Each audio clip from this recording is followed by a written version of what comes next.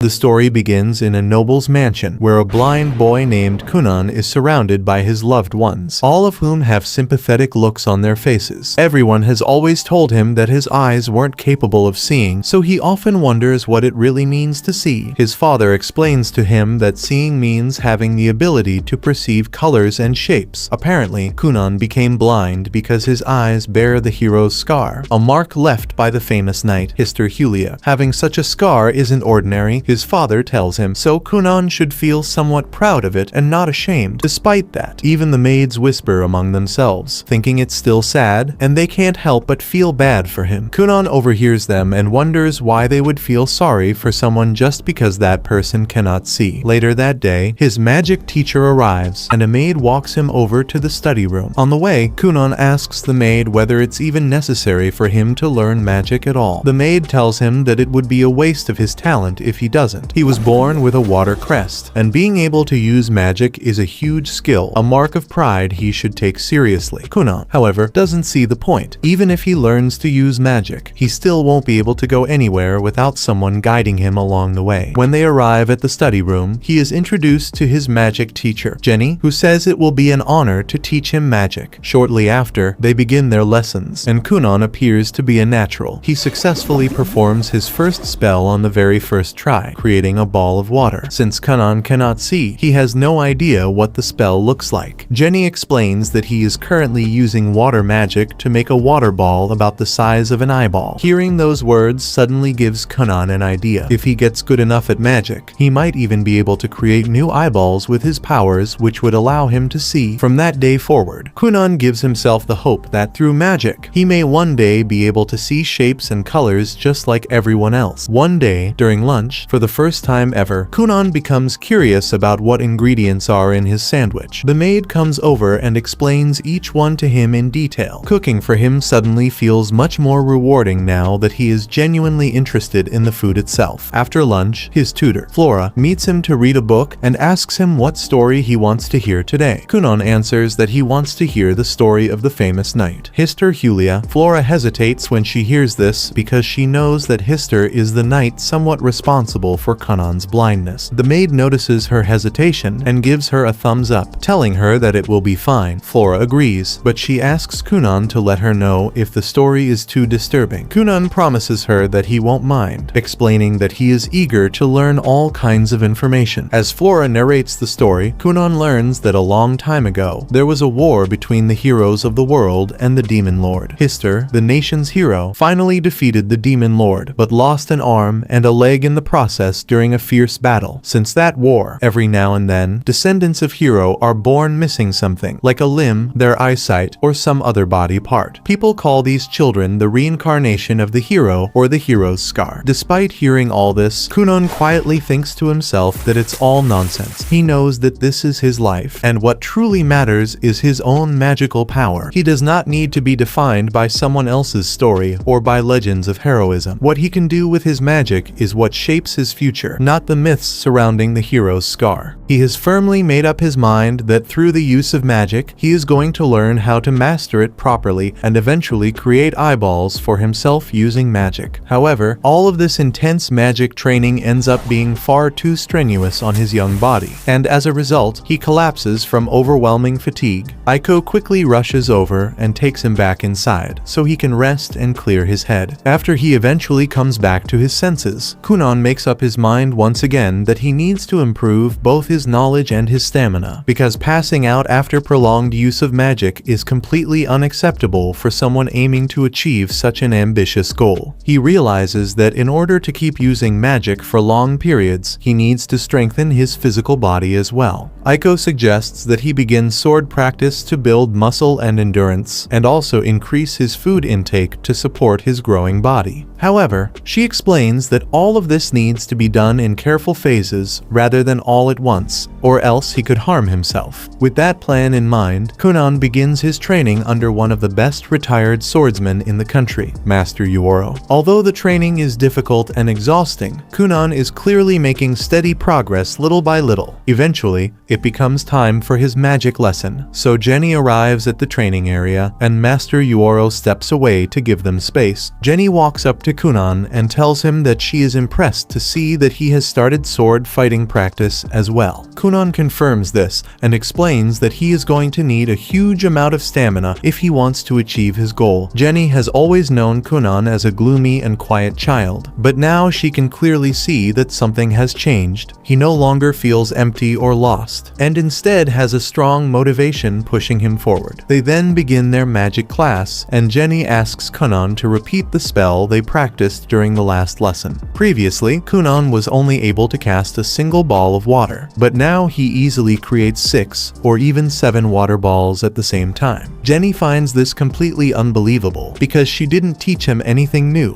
yet he managed to improve so dramatically on his own. Meanwhile, Princess Mirika, Kunon's fiancée, is scheduled to visit him that afternoon. She feels hesitant about the meeting because Kunon has always been far too gloomy for her liking. She understands that this political marriage is her duty as royalty, but she struggles to imagine spending the rest of her life with someone who feels so distant. However, when she arrives at the mansion, she immediately notices that something is different. Kunon has a new energy about him, and he even holds an engaging conversation with her. He shows her the water magic he has been practicing, and she finds it genuinely interesting. They end up spending the entire day together having a wonderful time. On the carriage ride back home, Mirika blushes as she thinks about him and finds herself eagerly waiting for the next time they meet. Kunon, on the other hand, realizes that he may have been taking Mirika for granted all this time. Because of that, he goes to meet Flora and asks her to teach him how to become a proper gentleman who will truly be worthy of Mirika. Later that night, Jenny reflects on Kunon's progress and can't ignore the fact that he was able to cast 7 water balls at the same time, something even she herself is incapable of doing. Kunon has clearly mastered elementary water magic, leaving her with very little left to teach him. Since she still needs to earn her pay, she decides to change her teaching approach. The next day during training, she suggests breaking water magic down into separate steps, such as producing the water, making it float, and maintaining the ball's shape. To demonstrate, she creates 2 water balls, one hot and one cold, and explains that controlling the state of magic is what separates beginner sorcerers from true professionals. Kunon decides to give the technique a proper try, so he pours some water into a cup using his magic. He then hands the cup to Aiko and asks her to taste it. After taking a sip, Aiko pauses for a moment before saying that the water strangely tastes like apples. Jenny tries her best not to show it on her face, but she is clearly irritated and frustrated that Kunon is once again mastering a skill almost immediately after she introduces it to him. That night, Kunon stays awake the entire time, constantly practicing and trying to fully master the technique Jenny taught him. He focuses deeply on visualizing apples in his mind, and while he is able to clearly recreate their shape and scent, he still cannot properly imagine their colors. This becomes a serious problem for him, because without being able to perceive color, he will never be able to create the eyeballs he desires. Even so, Kunon refuses to give up and vows to continue trying until he gets it right, no matter how long it takes. The next morning during breakfast, Kunon attempts his magic once again by forming a ball of water. As he carefully moves the floating water ball over the apples on the table, he suddenly stands up in shock. Aiko quickly asks him what happened, and Kunon excitedly explains that through his magic, he is now able to see colors. At first, Aiko doesn't believe him and thinks he might be imagining things, but Kunon proves it by confidently stating that there are 2 green apples and 3 red apples in the bowl. When she checks and realizes he is correct, she becomes overwhelmed with joy and gives him a tight hug to celebrate. Aiko immediately reports this incredible development to Kunon's father, explaining that Kunon Kunon can now use magic to see colors. She adds that the closer an object is, and the clearer its shape, the more accurately he can identify its color simply by touching it. Aiko also mentions that this new ability allows Kunon to read books, since he can trace the ink on the pages and recognize the colors. Although he has not yet learned how to read letters properly, she is confident that he will eventually be able to do so. Kunon's father is thrilled upon hearing this news, and feels deeply proud that his son is making such real and meaningful progress. The following day, Kunon attempts to surprise Jenny before she arrives by creating a massive red ball of water using his magic. However, just as he is concentrating, the rest of his family suddenly shows up, startling him badly. He loses his composure, causing the red water to burst and splash everywhere, completely covering both him and Aiko. Kunon ends up looking as though he is drenched in blood, which causes his mother to panic in terror and faint on the spot. Kunon has no idea why his mom just fainted, so Aiko explains that blood is red in color, so his mom just got a little spooked out. Kunon's father immediately scolds him for frightening his mother and punishes him by cutting off his allowance for 2 months. As for Aiko, he announces that her pay will be cut for 3 months. Since Aiko is entirely motivated by money, she faints the moment she hears this punishment. Meanwhile, Jenny watches the entire scene unfold from behind a nearby bush. As she observes everything, she realizes that Kunon is far more talented than she ever expected. With the speed of his growth, she comes to believe that he may one day earn the highest honor in the world, the title of Cerulean Sorcerer.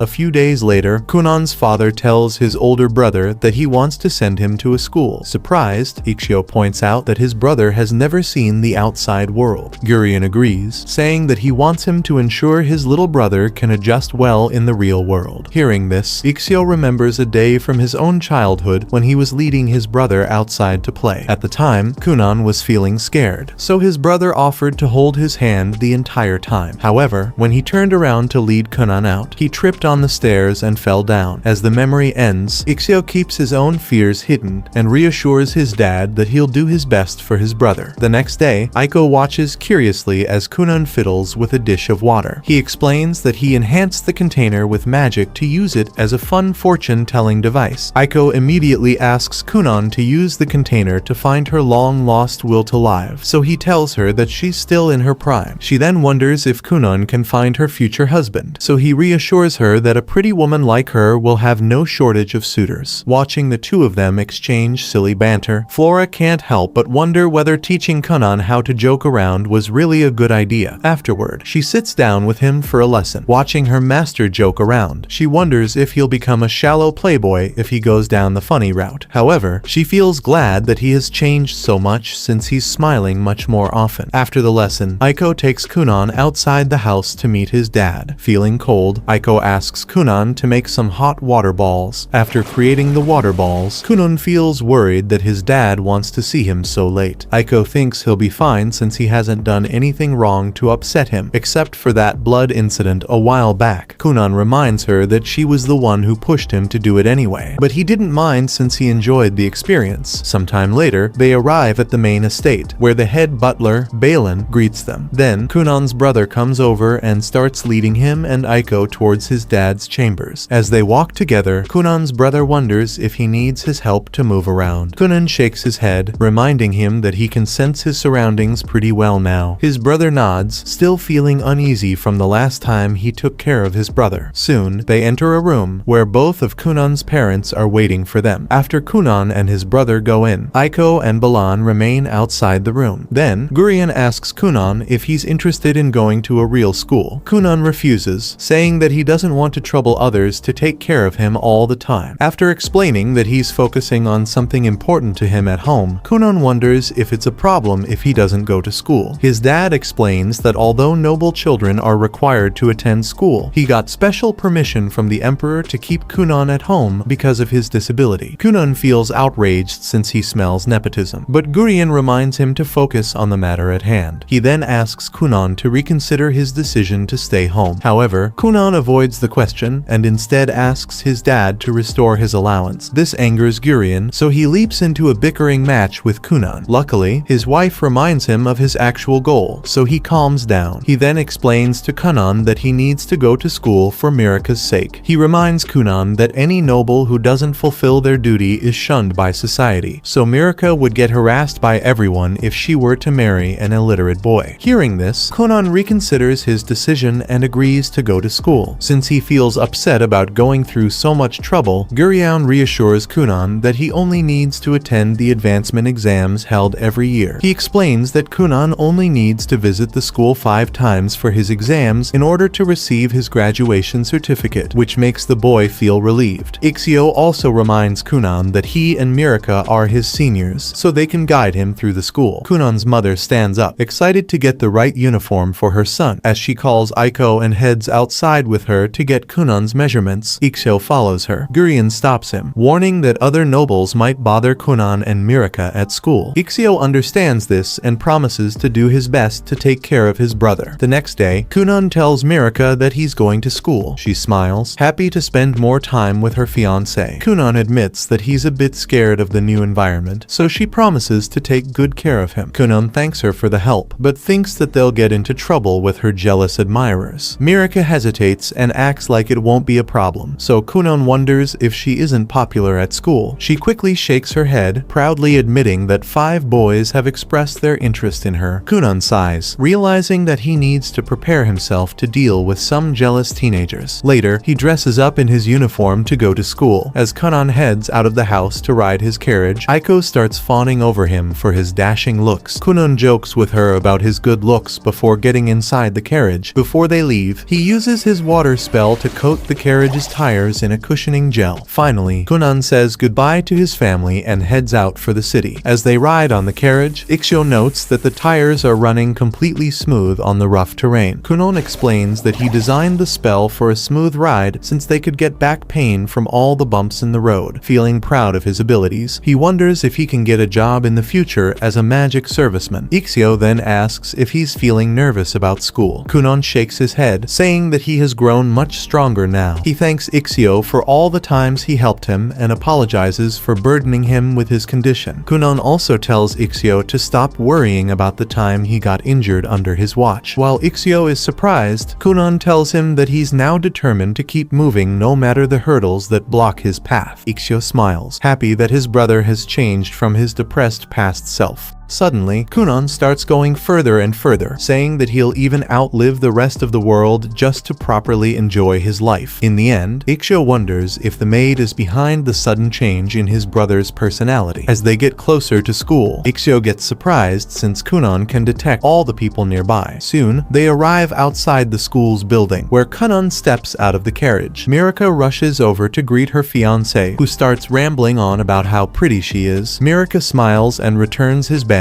leaving Ixio completely baffled. Mirika then turns around to lead Kunon inside, but he remains standing in his spot. While Mirika feels confused, Kunon pays attention to all the voices he's hearing from inside the building. Although he feels some pressure in facing so many people, this time, he feels confident that he can handle it. Once he's mentally prepared, Kunon reaches his hand out to Mirika. He asks her to escort him like a delicate girl, so she smiles and agrees. Meanwhile, in another part of the school, Kunon's special teacher, Cast, wonders why her new student hasn't arrived yet. Knowing that Kunon is the son of a marquess, she starts to question whether a teacher as inexperienced as herself is truly capable of instructing him. Cast then hears some girls around her gushing over a handsome new student. While she watches in shock, Kunon walks away with his fiancée. Cast quickly regains her bearings and catches up and introduces herself as his new teacher. Kunon returns her greeting like a girl, explaining that he's playing the part of a delicate lady. This completely stuns Cast, but the school bell rings and breaks her out of the awkward situation. Then, Mirika and Ixio leave Kunon with his teacher and head off to their classes. After the two of them walk away, Cast thinks that she'll have her hands full with this weirdo student. Nearby, some students watch Kunon from a window. One of them points out that Kunon is blessed with a hero's scar, so the prince gets angered. Seeing his anger, the rest of Prince Lyle's lackeys quickly cover up their praises with fake insults. Then, Then, the prince turns around and tells his group to follow him. Meanwhile, Cast gets ready to take Kunon's advancement exam in a private room. She asks Kunon if he knows the gist of it, so he nods. Cast explains that although exams are usually taken with long gaps in between, Kunon will get to attempt his exams in a shorter period. Kunon feels confused, so she reveals that his dad negotiated with the king to get a special exception for his son. Kunon then points out that his dad is actually close friends with the king. However, he can't help but feel guilty that his father had to rely on nepotism on his behalf. Kunon apologizes to Cast for pressuring the school for his sake, but she pretends to ignore it. However, he keeps going and starts complaining about the rampant corruption within noble society. Cast quietly hands Kunon the exam paper, trying to shift his focus to somewhere else. Kunon ignores it and keeps insulting his corrupt father, so Cast finally begs him to stop involving her with the politics of high society. A little while later, she takes Kunon's exam papers and sits alone to grade them. Since Kunon kept yapping about noble families, Cast expects his test answers to be horrible. However, as she actually checks his answers, she gets shocked to see that he got them all correct. Elsewhere, Kunon heads to the cafeteria to have lunch with Mirika. Suddenly, Prince Lyle and his group stop them. Lyle calls out to his sister, prompting her to nervously fuss with her clothes. Kunon wonders who stopped her and steps forward to confront Lyle. Behind them, Ikshou walks over, shocked to see a noble family member harassing his brother. Meanwhile, Lyle insults Kunon for getting engaged to his sister despite his disability. Although Mirika feels upset, she feels powerless to speak up against her elder brother. Kunon senses her discomfort, so he gets ready to punish Lyle. Before he can move, Ikshou steps in to mediate the situation. Unfortunately, Lyle gets angry and orders him to get out of the way. While Ikshou feels trapped, Kunon quietly uses his water spell to gather water from his surroundings. He then directs all of it toward Lyle's pants, making it look like he peed himself. Kunon then innocently points out that the prince has a wet spot on his pants, which shocks everyone. Lyle gets embarrassed and claims that he didn't do it, but he quickly leaves the area to clean himself up. After he leaves, Ikshou immediately realizes that Kunon played a prank on the prince. He asks his brother if he's the one who messed with Lyle, but Kunon acts like he doesn't know anything. Ikshou then sits down with Kunon and Mirika to have lunch. After they all get their food, Kunon asks Mirika who Lyle was. She explains that he's her older brother, so Kunon feels sad that he's too mean to her. Kunon thanks Ikshou for always being a kind sibling to him. Meanwhile, Ikshou feels terrified since Kunon just humiliated a royal prince in public. Mirika tells him to stop worrying about it, but Ikshou knows he'll get into trouble soon. Elsewhere, Lyle angrily stomps away, furious about the embarrassment he just went through. That was episode 2. Subscribe to not miss the next part and watch the next video on screen.